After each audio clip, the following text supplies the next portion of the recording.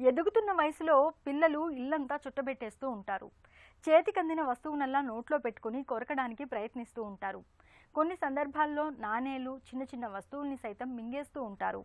ఇలాంటప్పుడు మింగిన వస్తువులు గొంతులో అడ్డం పడుతూ ఉంటాయి. పిల్లల ప్రాణాల్ని ప్రమాదంలోకి నెట్టే ఇలాంటి విపత్కర పరిస్థితుల్లో ప్రథమ చికిత్సగా ఏం చేయాలో, ఎలాంటి జాగ్రత్తలు తీసుకోవాలో ఇప్పుడు తెలుసుకుందాం.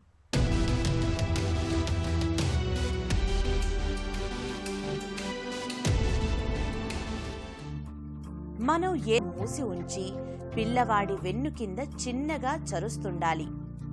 పిల్లాడి తలను కొద్దిగా పైకి లేపి ఒక చేతి బొటను వేలును మధ్య వేలుతో అతడి దవడల మధ్య పట్టుకుని గట్టిగా నొక్కి నోరు తెరుచుకునేటట్లు చేసి మీ రెండవ చేతి చూపుడు వేలును నోటిలోకంతా పోనిచ్చి గొంతులో పడిన తునకను బయటకు లాగడానికి ప్రయత్నం చేయాలి.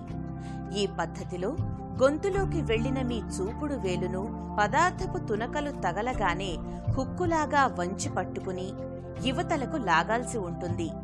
పై పద్ధతులేవీ పనిచేయనప్పుడు వెంటనే సహాయం కోసం దగ్గరలోని ఆస్పత్రికి తీసుకువెళ్లాలి.